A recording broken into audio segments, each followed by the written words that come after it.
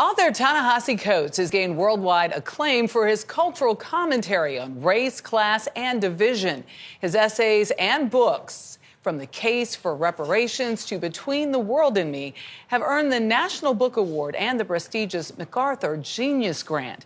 His latest release, The Message, revisits those themes while taking readers on his global journey, one that he was never able to make until now. We met up with him on another journey, a stroll down memory lane at his alma mater and mine. I can never see a single book that I wrote the way a reader can, ever. For Ta-Nehisi Coates, returning to Howard University, I assume the nostalgia hits you. Every time. Brings with it a flood of memories. It's intense because, see, I was here as a child. His father worked at the historic Founders Library. He went to college here. And then, to come back, as a professor, and then to watch the kids, because when you watch the students, what happens is like you see yourself in them. And it's why the renowned writer, whose work has appeared in The Atlantic, The New York Times, and Time magazine, Camille, nice to meet you. Pleasure. Can't resist reconnecting. So to come back here and be here with y'all is a pleasure. When back on campus. Literally, your books helped me get through Yale this summer. Lie. I was reading The Beautiful Struggle, and also we were 8 years in power. I'm sure his latest book, The Message, began as an assignment for the students he taught, framed through essays on his most recent travels, South Carolina, the Middle East, and Senegal. Why those spaces? Well, they each came out of different motivations. I had never been to Africa, so that was the first thing for Senegal. Africa never struck me as a vacation, and it wasn't. It was a pilgrimage. It turned out to be a grieving more than anything, and I think I subconsciously felt that weight. It was the weight of the transatlantic slave trade, the aftermath of colonialism, but ultimately the recognition of the nation Senegal is today. This book is written to my students. It's for them to understand that. You can't get better just, sitting on your butt in a room.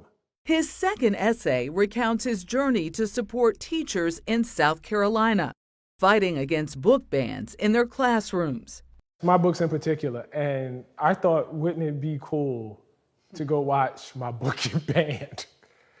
I'll just show up and I'll just watch. Who does that? I mean, and then it didn't happen. And then it didn't happen. It was kind of disappointing. A lot of us who are having this happen to ourselves, we were sitting in New York or DC or wherever we were in our safe, blue states or whatever, and we were, writing these letters, and signing these open letters about, isn't it so sad that this is happening?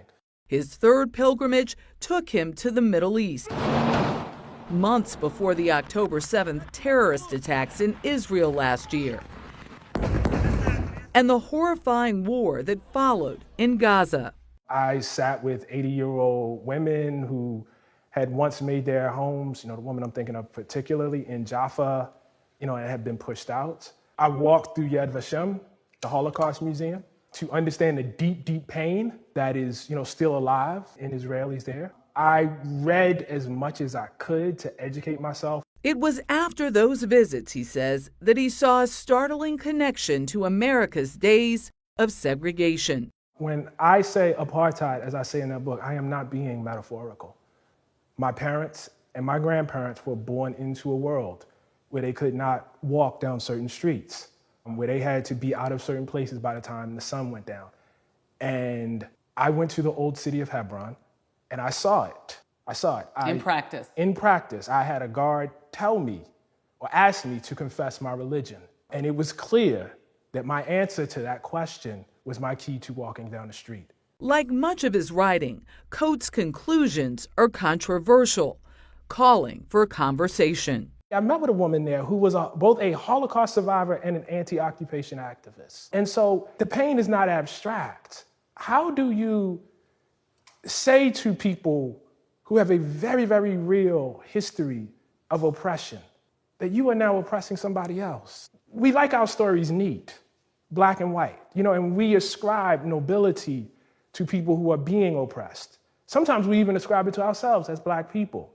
In ways that are not necessarily deserved. It was all offered to those creative writing students he taught back in 2022. Getting to be in that class was one of the most formative experiences of my Howard career. He gave me the confidence to be a writer.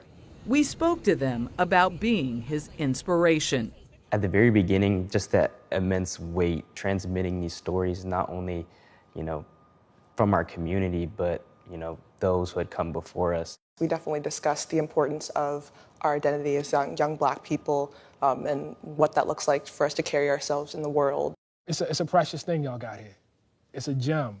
For Coates, it's about giving voice to truth and bearing witness. I have a responsibility to be compassionate. I don't say things to just hurt people. I am not cruel in my writing. I try to be warm, but I have a responsibility to be clear. Clarity that he now wears with confidence. However I feel about the fight at the moment, however depressed I might feel, I walk on this campus and it's like, oh, this fight was going on before me, and then I look at the kids and it's like, and it's going to go on after me. Thanks to a university that encouraged his path. Will there ever be a day in your life you won't think about this place? No. On my last one, I'll be thinking about this place. Really? Oh, yeah. To say the least, this book is controversial. What he has said about the Middle East, I'm sure, will spark a lot of debate. But again, as I mentioned, he wants conversation, and that's what he says his mission is, to get people talking and speaking to one another. It was beautiful the way he said it's not black and white. Most things that are complicated are not. There's that gray area, and it sparks the conversation. Exactly. Yeah. All right.